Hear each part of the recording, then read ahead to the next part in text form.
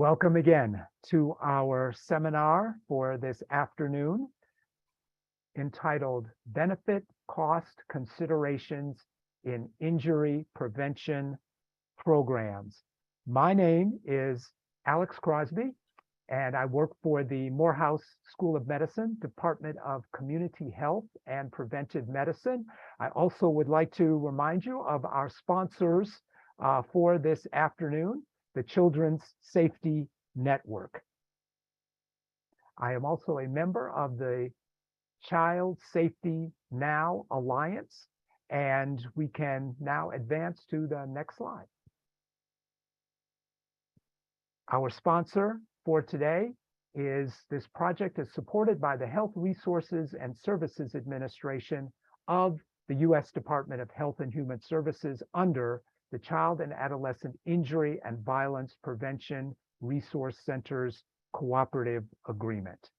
We also have our technical tips will be given by Jenny Stern-Caruso. Thank you so much, Alex. Welcome everyone to the Children's Safety Network webinar today. You hopefully have been able to join your audio via computer. And if you are having any audio issues, then you can dial the phone number that was found in your Zoom invitation and mute your computer speakers. You are all muted and will remain muted. So all interaction is utilizing the Q&A button found at the bottom of your screen to submit any questions, both technical and content, and we will respond to those. The session is being recorded, and the recording and archived slides will be posted on the Children's Safety Network website within 2 weeks after this event and sent out to all registrants. And you also have the option of being able to have closed captions for yourself by clicking the Show Captions button at the bottom of your screen. I'll hand it back to you now, Alex. All right, next slide. I would like to introduce our speaker for this afternoon. It is my pleasure to introduce Dr. Ted Miller, who founded the Children's Safety Network Economics and Data Analysis Resource Center and is a leading expert on the incidence, cost, and consequences of injury, violence, and substance use. Dr. Miller is an internationally recognized safety economist with over 350 journal articles, and his estimates have been used by a number of organizations within federal government, nonprofit organizations, along with international organizations. An esteemed and very respected colleague, and thank him very much for coming to present for us this afternoon. And without any further ado, introduce Dr. Miller. Thank you, Alex. So I think it's probably no surprise to anybody on this call that injury and violence are the leading killers of kids, teens, and adults from ages 1 to 44. And that slide was made before COVID, but it largely still holds true during COVID. And injuries don't happen by accident. Most injuries and violence can be prevented through education, behavior changes, environmental changes, policy implementation and enforcement, and technology. And as Alex mentioned, the Children's Safety Network has just put out an update of the Injury Prevention What Works fact sheets that provided cost outcome analyses for injury prevention programs. On the lower right-hand corner, you see the web address for the PDF, which is a free download, and we'll be making copies of this PowerPoint available as well. The What Works fact sheet set can be used for a lot of things. It can be used to assist with the development of injury prevention plans. It's helpful to have a benefit cost ratio when you're seeking funding, when you're trying to select what interventions to use. For state agencies, for example, that are trying to give technical assistance to local agencies. When you're trying to do resource allocation, and when in educational materials or in fundraising, you're trying to promote a particular intervention that you've selected, and you want to communicate better its value. So our objectives today are to empower users of the fact sheets to highlight cost outcome analyses of selected child injury prevention and control interventions. So I'll talk through some of what's in the fact sheet set, and to describe the methods underlying the estimates. Because if you're using these estimates and you get asked questions, at least for the simpler questions, you want to be able to answer, not say call Ted Miller.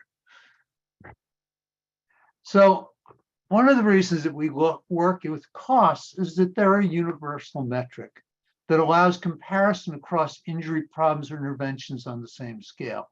So they put a death, a broken leg, a snake bite, a poisoning, all on the same scale so that you can compare whether 5 broken legs are more important, preventing 5 broken legs or preventing 1 broken arm is more important. And cost outcome analyses, as we said, are a useful tool in evaluating intervention and prevention programs. And they help guide program selection and implementation planning. Over on the right here, you see the many considerations that go into intervention selection planning. And cost outcome analysis is just one. Another one is looking at the data. Where are your problems? Looking at, furthermore, what the scope of the particular problem is, probing the data further. But then considering things like the political atmosphere. I'm sorry, I don't know how to turn my phone off.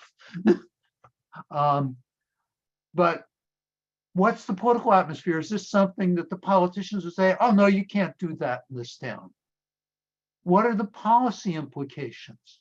What resources do we have available to do this intervention in the community, in our funding streams, in the community-based organizations that might need to implement it? And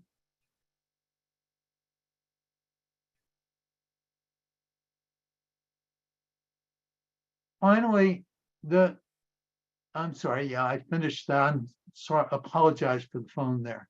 So the fact sheet series has 180 cost outcome analyses in it.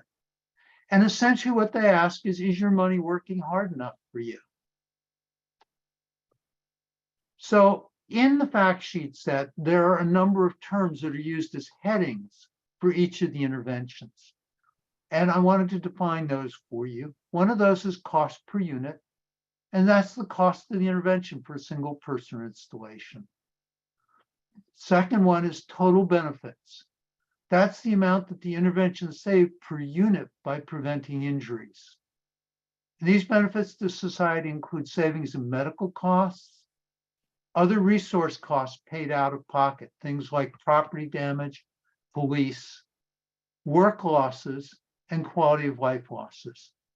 And later on in the presentation, I'll talk with you about how we calculate some of those. I'll give you more detail about them.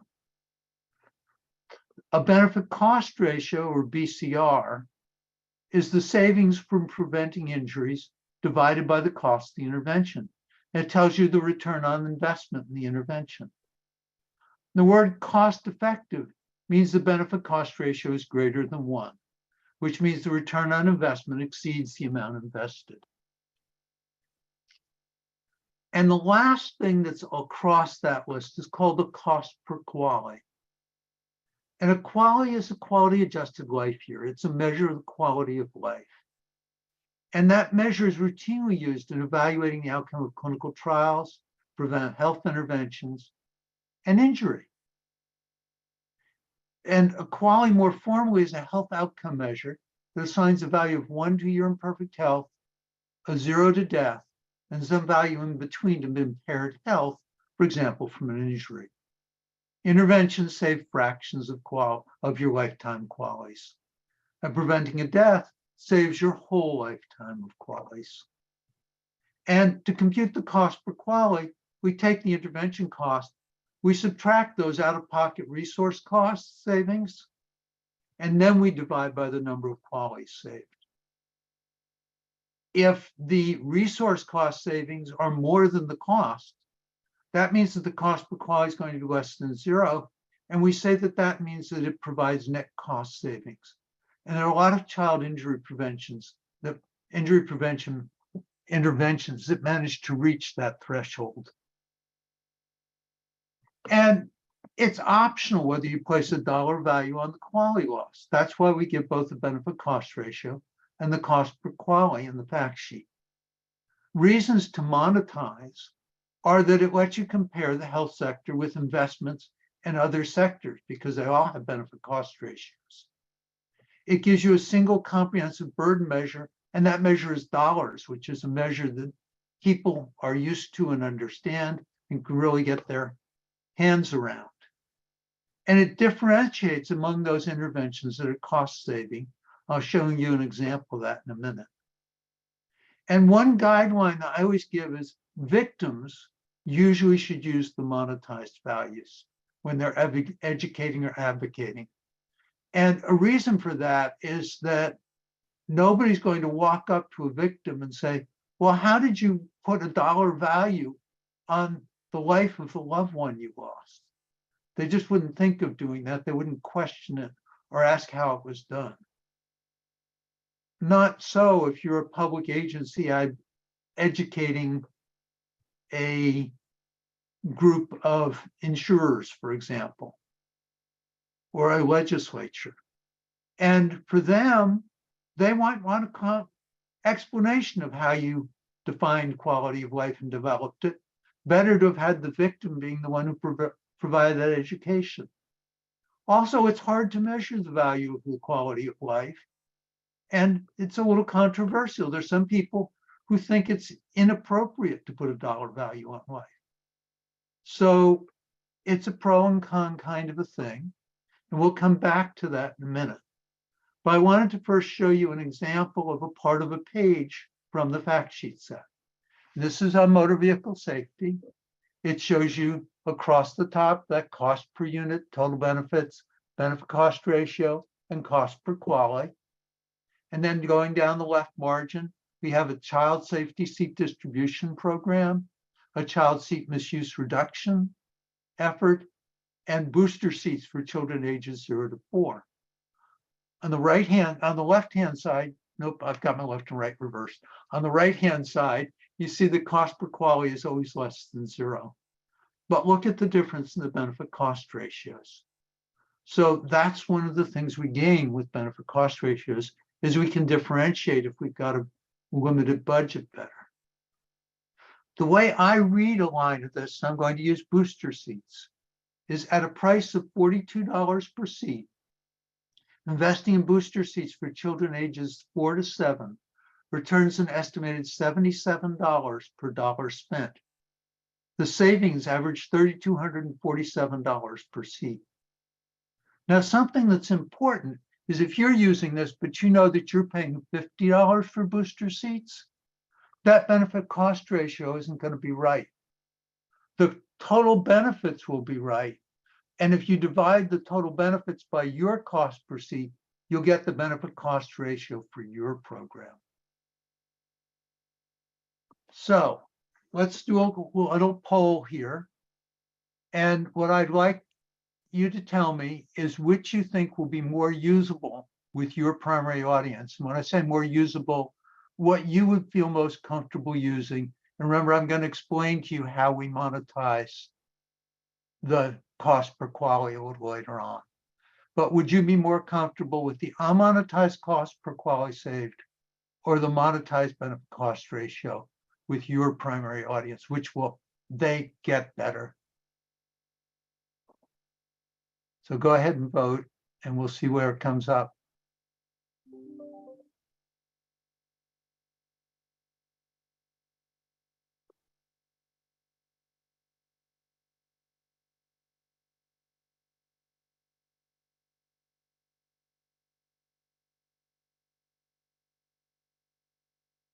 And what we find is that 80% of you say that you think the benefit monetized is best for your audience. And the other 20% show exactly why the spreadsheet, the product shows both, because each of you has a use that's primary for your audience, and we've got both there. So how do we monetize? What we do is we look at what people pay for safety. For example, suppose that people spend an average of $575 on a safety device like an airbag. It reduces their risk of death by 1 in 10,000.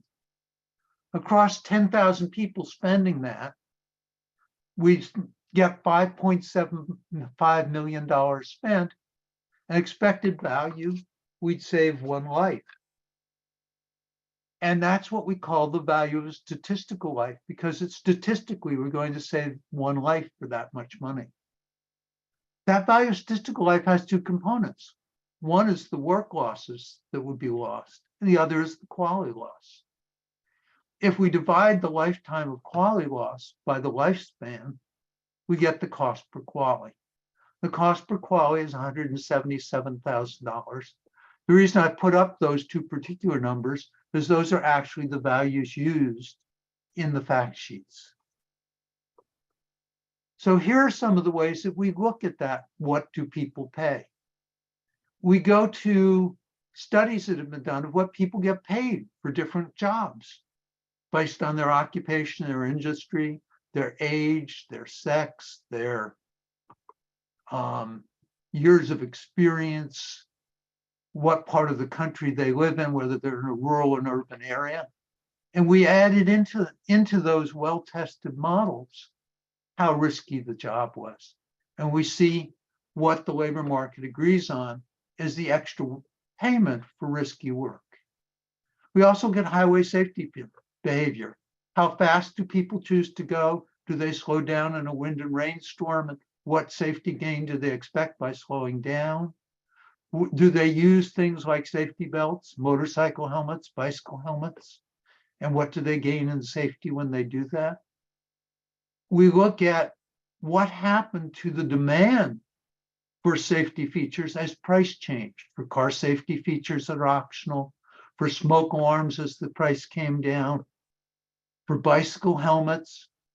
What happened to the demand for cigarettes as people became more aware of how dangerous they were? How much less do people pay for houses in polluted areas or in areas with a high firearm risk, things like that? And as well as looking at actual behavior, we do surveys where we say, give people situations and trade-offs and say, and we look at how much they pay for safety as they report in a survey, what they're willing to pay. And because we do it sometimes that way, it's called a willingness to pay study. So one of the things some of you may have noticed is that CDC has just put out a new Worcester's cost module. And I wanted to address how the costs compare with the fact sheets in that cost module. The medical costs are essentially the same. The work costs are largely the same. The one thing that's different is that CDC is using an average value of life of $9.65 million for injury, while What Works uses $5.75 million. And using CDC's value would raise the benefit cost ratios by a multiple of roughly 1.6. But it wouldn't change the cost per quality saved, because the quality saved, we haven't monetized the qualities. And the next update of What Works will update to CDC's BSL because the Department of Health and Human Services has made that its official BSL now. Let me now pause. We'll go through, after I come back, some more of the methods, and we'll go through the benefit cost ratios and highlight some. But I wanted to give you a chance to ask some questions on what we've gone through so far. So if you can use the Q&A button at the bottom of your screen and just type them in. Thank you. Do we have any questions there, Alex? I see a question and it asks about some clarification. Is a higher benefit cost ratio better? A higher benefit cost ratio means that you get more of a return on investment from that intervention than you would from another intervention that you're comparing it to. If both interventions do similar things, then it's better. But for example, in drink driving, we often find that there's one intervention that affects young drivers. There's another intervention that affects motorcyclists. There's another intervention that affects all drivers, including those young drivers and those drinking drivers. And you often need them, and all of those are maybe 5 to 10 to 15% effective. So if you're going to drop it by 50%, you're going to need several of them working together. Very good. Another question, and then I guess we can move on, is the next updated version of the What Works report. Do we have an anticipated date for the next one? Not as yet, but I suspect it will update much more quickly than it did the last time. I've had a time period when I was very busy with other work, and so I haven't been doing a lot of benefit cost estimates because I do them sort of mostly on my own time. It's my hobby. Okay. Good enough. Yeah, let's move on to the next. Yep. So there are 180 interventions in these fact sheets. About a third of them are youth, about a third of them are adult, about a third of them are both. The largest bunch are the two at the top here, which are both road safety interventions, with about a third of those impaired driving. There are a dozen of them that are open fire and flame. There are about 35 that are violence, and that's the ones that I'll expand with the next update. There are about 11 that are other injury, and there are maybe one or two other injuries that I know of out there that I can probably do. There are a whole lot of them that are alcohol and substance abuse, and that's because alcohol and substance abuse causes a lot of injury. And just so you have some comparisons, especially with adult, there are a bunch of tobacco ones. So that's what's in there. And let's talk through some examples of some of the interesting ones. These are impaired driving prevention, and the state of Utah has now passed the 0.05 driver blood alcohol limit, and it's working out very well for them. We've always known that sobriety checkpoints were very effective, and high visibility enforcement is very effective. In both cases, there's got to be enough of it to really have people believe that they can be caught. And those things, therefore, are sort of expensive, but they work really well. One thing that's new in this set is safe ride subsidies from a public entity are not cost effective with a mass media campaign to promote them for two reasons. They cause people to drink more, which causes harm, and they don't prevent that many crashes compared to what they cost, and they actually cost more than the savings of the crashes prevented, including the quality of life savings. Driver and pedestrian safety, we have things in there that we've updated, like voluntarily wearing a motorcycle helmet, passing a motorcycle helmet law, passing a bicycle helmet law. And one thing I should mention is the difference between the benefit cost ratio for voluntarily wearing a motorcycle helmet and passing a motorcycle helmet law is that if we pass a law, then people are inconvenienced. They may find that motorcycle helmet uncomfortable. They lose some freedom of choice. We count that as costs, and we consider that in the benefit cost ratio. And one of the things that means, because we counted in the cost, is we factored in for the jurisdiction any political heat they might take from that law as part of the cost of that program. Other highway safety things, particularly ones that help with kids, are provisional licensing with midnight driving curfew, red light cameras. We've also got speed cameras in there, strengthening child safety seat laws, and fixes to problems on the road.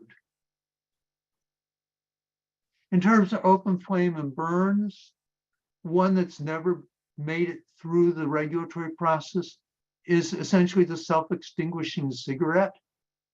It's very cost effective. The industry opposes it, but it prevents a lot of fires. Requiring sprinkler systems in different kinds of houses is in there, and that largely comes from work by the Consumer Product Safety Commission. Battery operated smoke alarms and lithium smoke alarms, and programs that install the 10-year battery lithium smoke alarms. They cost more because they last 10 years.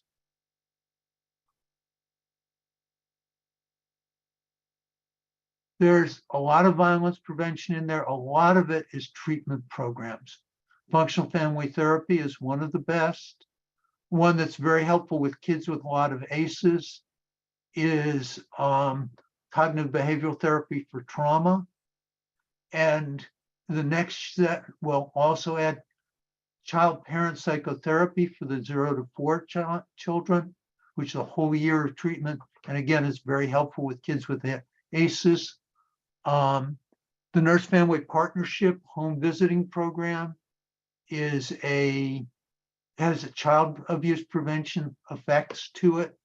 I'm going to try to add triple P next time, but it's not there yet.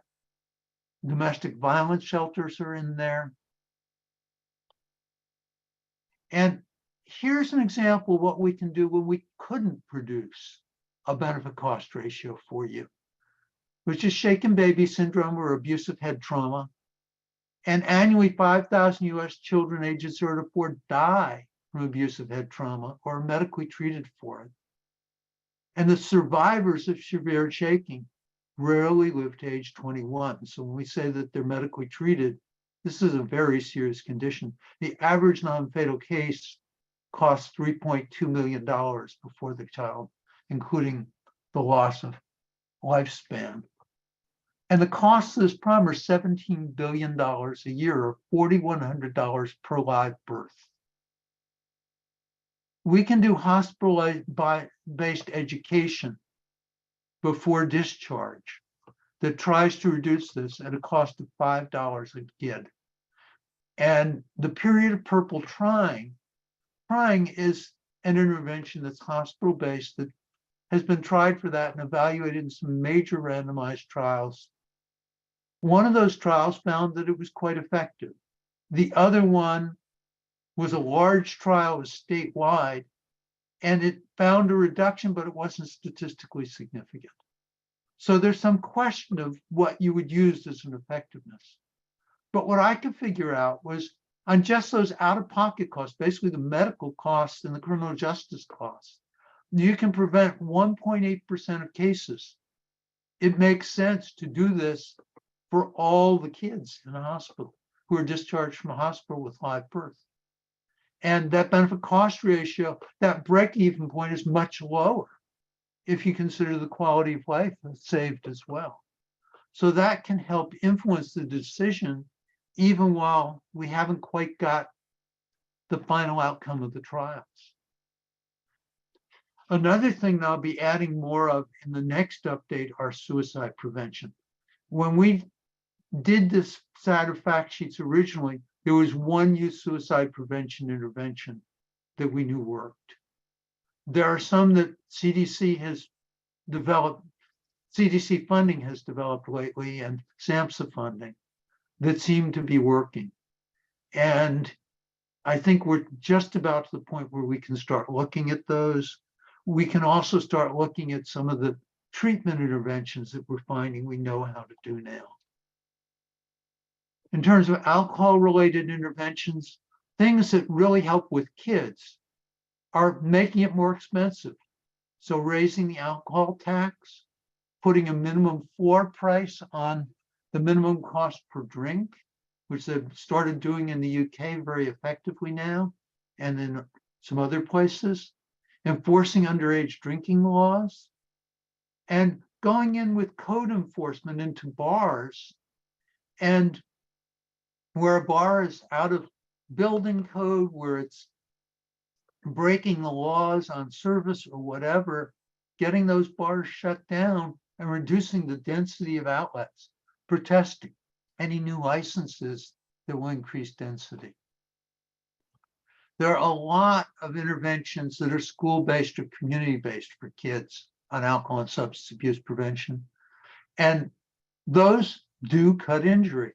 The good behavior game, very young kids, second grade, third grade, I think second grade, is a great program that teaches kids that rules are something that they need to know about. And it improves their behavior in many ways around injury as well as substance abuse and alcohol. All Stars, Family Matters, Positive Action, which actually goes through 6 years of school, all work very well. And in the community, the Strengthening Families program is one that can be very effective. And that can be very effective with families where better parenting is needed to help kids cope with ACEs, for example. Some of the other interventions that are in there are the American Academy of Pediatrics Tip Sheet program, Barbara Barlow's Harlem Hospital Safe Communities program, where they organize communities to go in and make the community safer for their children, to make the playground safe and usable again. Poison Control Center services. So there are lots of benefit cost ratios here. There are lots of cost per quality here. Generally, I recommend choosing interventions with a benefit cost ratio at least 2, a cost per quality less than $100,000. But if you've got a problem where there's only one intervention that we know has a positive benefit cost ratio, and it's only 1.5, if that's a problem in your community, don't hesitate to do it. It's still returning more than it cost. And as I said before, some of the legislative interventions would have higher benefit cost ratios if we looked from a governmental perspective only. The analysis here takes society's viewpoint, however, not a government's viewpoint, which means everyone's costs and savings count. The children, their families, friends, just the general public. If it's a drunk driving intervention, the costs and savings to the drinking driver count. But if a law already says that they're doing something that they shouldn't do, the benefits that they may get from breaking the law don't count. For example, if they're driving over the legal limit,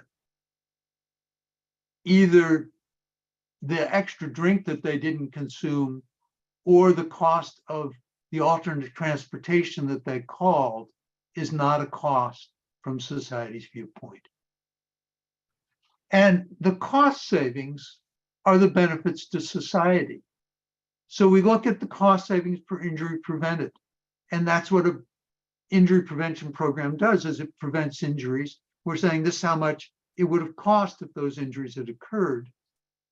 And we estimated those using compatible values from my injury cost model at PIRE, which is the Pacific Institute for Research and Evaluation, from the Department of Transportation's motor vehicle crash costs, from the U.S. Consumer Product Safety Commission's injury cost model, from the Whiskers cost model now, and from, to some extent, from the Department of Justice's crime costs. And we just updated those with new estimates in the Journal of Benefit Cost Analysis last year on the costs of crime and violence. The costs in these fact sheets are stated in 2020 dollars. And if the program only had one demonstration and it was a randomized trial by the person who developed it, what we know from the literature is in replication, they're not going to get quite the same benefit in general that the developer did. So we knock it down by 25%. One of the advantages of all the costs and cost savings being computed comparably is that benefit cost ratios and cost per quality saved can be compared between interventions. I should also mention that SAMHSA, we used a lot of SAMHSA data, Substance Abuse Mental Health Services Administration. We were looking at the effectiveness of all those substance abuse things. In terms of the costs and the burden in general of injury, here are the categories that are involved. A lot of these are what we call economic costs because they're really measured in money and transaction, and you can buy them and sell them. There's lifetime medical costs. There's lifetime mental health care costs, but we only could evaluate those for the interpersonal violence interventions. There are other resource costs, which are sometimes called direct costs or tangible costs or out-of-pocket costs, and that would include medical costs, but also emergency services, victim services, legal court and prison costs, insurance administration, and property damage or loss. And a lot of those are from interpersonal violence and from motor vehicle crashes.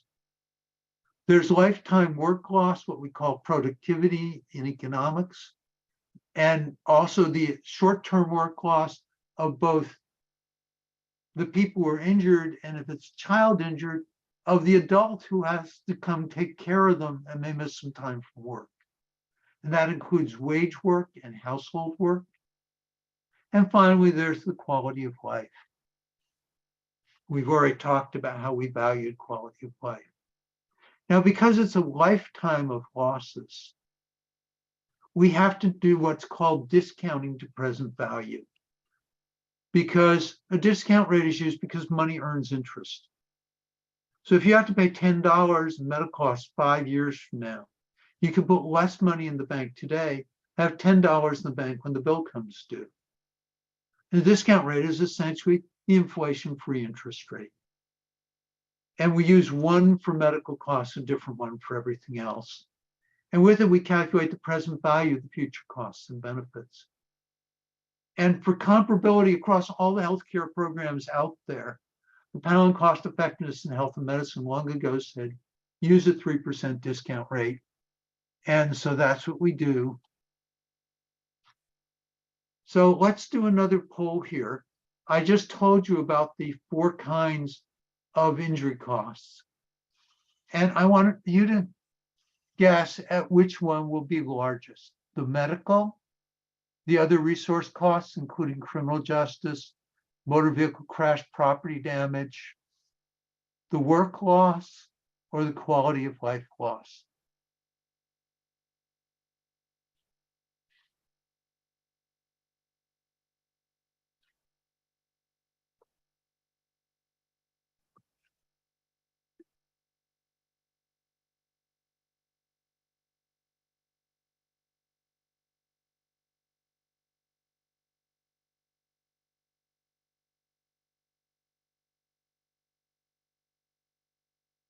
I hope you're all out there voting.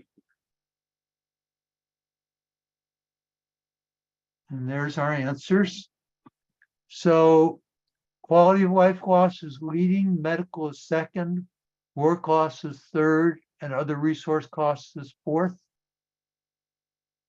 So here's what, whoops, let's close that. And quality of life for kids' injuries of $730 billion in injury costs, quality of life is 72%. And interestingly, even though it's just for crime and for motor vehicle crash, other resource costs are 14%. Work losses are about 10% because they're lifetime.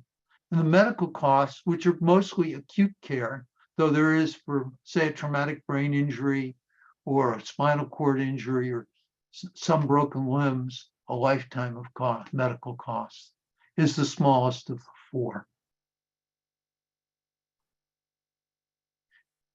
But these all come from looking at hospital records, ED records, and so on, saying how many injuries are there and mortality. There are some kinds of injury that don't make it into those records. One of those is sexual assault. That $700 and some billion excludes over $400 billion in child sexual assault costs. And those are 95% quality of life loss, because it does, over the child's lifetime, cost a tremendous amount of quality of life. The other thing that they largely exclude, they pick up physical injury that got to the emergency department. Most child abuse, even physical abuse, doesn't get to the emergency department. Child emotional abuse, child neglect doesn't get to the emergency department. There's another $210 billion in child maltreatment costs, not in our normal injury costs. And again, we're largely not there. And again, those are very heavily quality of life loss and lifetime changes in your health. Because one thing that's not even in these costs anywhere are the adverse childhood experience costs. And at some point, I may try to add a whole segment on that, but I haven't done it yet. So let me talk a little about how we selected our studies. We started with interventions from published and unpublished studies from 1987 to 2020 that we identified through Medline and internet searches, but I didn't update those for this most recent update. Through bibliographic reviews and through following the literature and through federal agencies.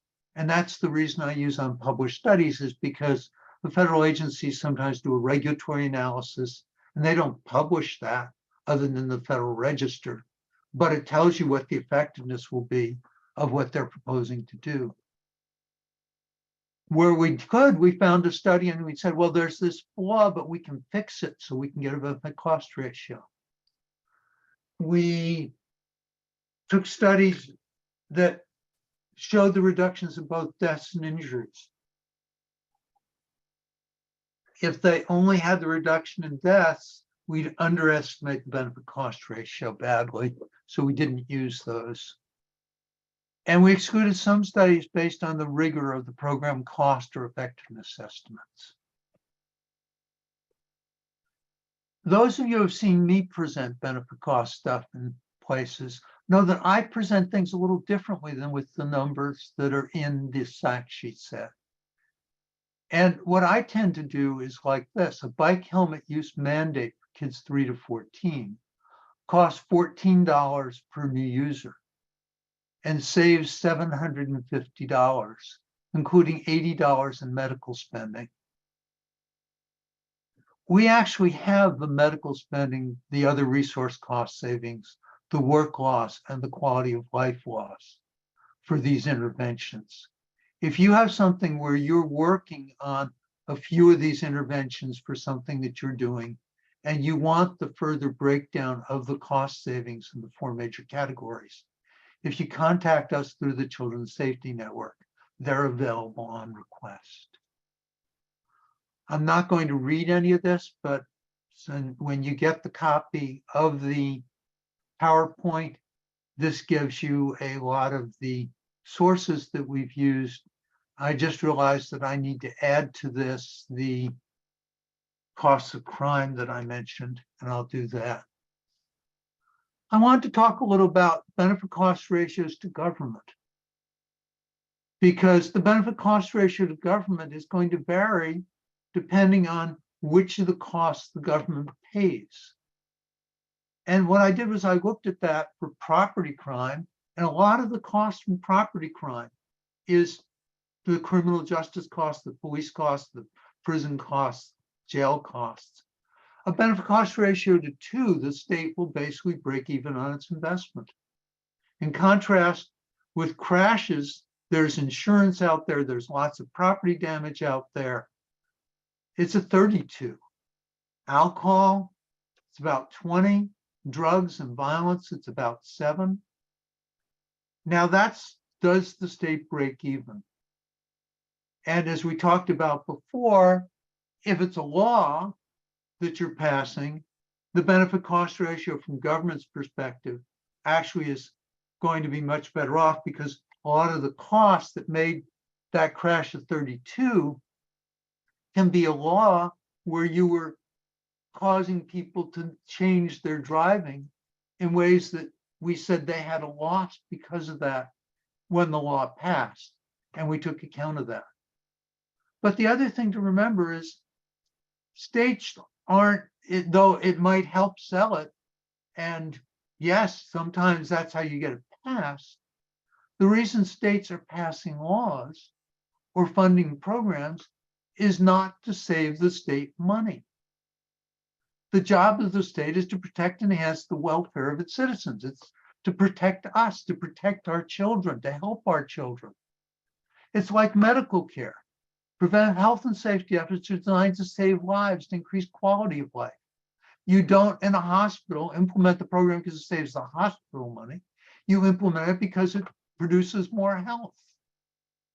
If you're a well-run and proper hospital. The savings to the citizens, the savings to employers, the savings to insurers count. The other thing I'd tell you as a message is it's best to share the costings savings information with a story about, and preferably from someone who the intervention protected. Because that story, and they're talking about what the costs were to their life and the impacts, can be what sticks and makes the change happen. There are children, and we have a responsibility to protect them. So let's move now to questions. Thank you, Dr. Miller. That was incredibly informative, and there are a few questions that have been typed into the question and answer format. And those of you who have not, please go ahead and type your questions in there. We'll get to as many as possible. I think this first question that I'll read refers a little bit to one of your final points there, and when you talked about using a story. And what the person asks is, what works best with public policy makers, especially state legislators? What is the best stat to use that is simple, repeatable, and compelling? And you mentioned about having a person there. I'm wondering, is there a particular one that seems to be the best to use for state legislators? Well, the first thing is, it depends on what the problem you're working on is, because that's going to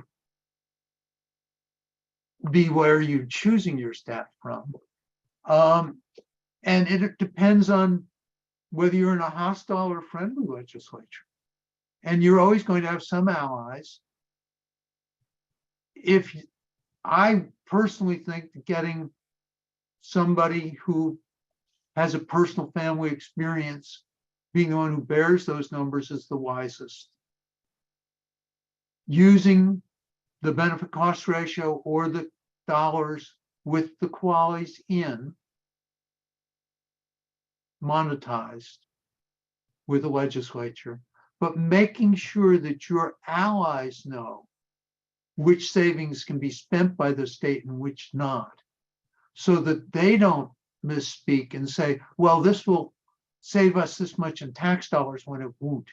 Make sure your allies are very aware of what they can and can't say with the numbers. The other thing is that you may want to show, like I had that $17 billion in costs for shaken baby syndrome a year. Find a divisor to divide that by that breaks it down so that it's an understandable number. And I used $4,100 per live birth there. With underage drinking, I use the cost per drink in terms of here's the harm, and heck, this is all we charge for drink, and this is how much tax we get. We've got more harm than we've got taxes on that kid's drink. A second thing you can do is use a yardstick. Give a comparison. The costs of firearm injury are larger than the entire federal expenditure of the Department of Justice. That's a really telling number or message. The third one is to use comparisons. Here's the cost in our state. Here's the cost in 3 other states, cost per person. And if your state is higher than all the neighboring states, and I usually pick the neighboring states, and it only works in the ones that are bad. But states do not, legislators do not like to hear that they're worse than their neighbors. So that's an answer to that question, I think. All right. I can move on to one of the other questions, and maybe this is also some clarification. The person says it looks like when you look at the cost of an intervention, it appears that you're only looking at the cost of the physical product, like a car seat, but not the associated personnel costs to complete the programming or the cost of training time. Now, is that something that's included, or the person asks, is that something that could potentially be considered in the future? Yeah. Okay, so there are actually in the fact sheet set, for example, with child safety seats, there's the cost of a child safety seat. And then there's the benefit cost ratio for a child safety seat distribution program.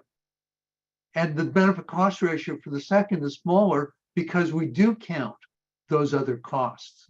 When I show you the cost of that child seat misuse program, that's including the costs of the people who are doing the checking. I don't necessarily include the costs of training the people who do the checking, because those get spread over so many years, and I don't have a estimate of how many years the average child misuse installation trainer keeps working at misuse checking. But on the school-based substance abuse prevention programs, we even do that. We look at basically the teachers have to be trained, they have disposable materials, and they have materials that last for several years before replacement. And we also look at the turnover rate of teachers, so how many you have to train each year. So we try to take account of that. And we try to differentiate those two sets of the public is intervening versus the parent bought it voluntarily. All right, thank you. We've had several questions that have to do with drowning prevention and the cost of drowning prevention. You know, whether that could be included in the future. Are there some existing benefit cost analyses for drowning prevention? One person mentions, you know, in terms of pool fencing and others, and especially for drowning prevention among young children. So if you can kind of look to that as more of a kind of a 2 or 3 part question, but drowning prevention. Yeah, so let me give you a 2 or 3 part answer to that, which is that the pool fencing, the literature, there are no good studies that show it's effective. There are bad studies that say it's effective. There are no good studies that there's no randomized trial of 4-sided pool fencing. And I have looked at that literature a number of times and not felt comfortable doing a benefit cost ratio. There is in the set a benefit cost ratio for personal flotation devices and boating. We certainly know that the regulations that the Consumer Product Safety Commission put in about buckets are cost effective. And I could put in a benefit cost ratio for that, but since it's a national standard, I'm not sure we gain much. It would be useful to, I suspect we might be able to do one around lifeguards. I don't know the literature well enough to know if that would be possible. Again, the problem that you get to is that you can't really do a randomized trial of putting lifeguards in some pools and not others, or at some beaches without others, because the beaches where lifeguards are based on how many people are there and on how dangerous a beach it is and what season it is and all sorts of things. And even whether the budget is available in that community for lifeguards. So it's a difficult area. All right, thank you. A couple of questions. One that has to do about, is there a way to include the quality of life loss for caregivers of disabled, injured persons? Is there any way to calculate that into the cost analysis? There's another question. It's sort of related, but I know this is a critical thing that you mentioned, which has to do with measuring that quality of life cost. So could you say anything about quality of life loss for caregivers, and then the whole idea of quality of life calculation? Okay, so back when we were talking about what people pay for safety, a lot of those decisions that we were studying are family decisions. If you're driving with somebody else in the car and you're not wearing your safety belt, they may say, put your safety belt on. If you go out for the day, your wife may turn to you and say, take your raincoat, it's going to rain. And if you're changing jobs, you're probably going to talk with your spouse about whether to change it, what the pros and cons are. So these tend to be family decisions, risk decisions. Mom and dad tell the kid to put on the bicycle helmet. The kid doesn't do it because they love bicycle helmets. They do it because mom and dad taught them to. And maybe hopefully these days from some social pressure of other kids are wearing them and they're cool. But when we first started, it was mom and dad said you got to do it. And so those decisions are family decisions. And to some extent, therefore, that whole decision about how to value a life or avoiding an injury, we really study injury prevention as well as death prevention, some of those studies, factors in all the things that would happen to our family if somebody got hurt or killed. So I actually believe that in most of our studies that we've used to develop the value of quality of life, we've already considered that. Now, that doesn't mean that we haven't tried to look at times at the cost to caregivers. And where I think the literature would like to go someday, and there have been a couple studies that have tried to get into it, is about caregiving costs. There's one useful study that Dorothy Rice and Wendy Max did years ago on Alzheimer's disease. It's obviously not injury or not our age group, but TBI can lead to Alzheimer's, so it's not totally not ours. And that study actually looked at the costs of caregivers and the amount of caregiving. There have been a couple little studies by individual hospitals that have done that. I thought they were very useful and interesting. And thank you, Dr. Miller. We are out of time. I wanted to remind everyone, please fill out your evaluation. We thank you so much for joining us today. Thank you, Dr. Miller, for that informative and fantastic presentation. And we will now wrap it up for today. Thank you very much. Thank you all.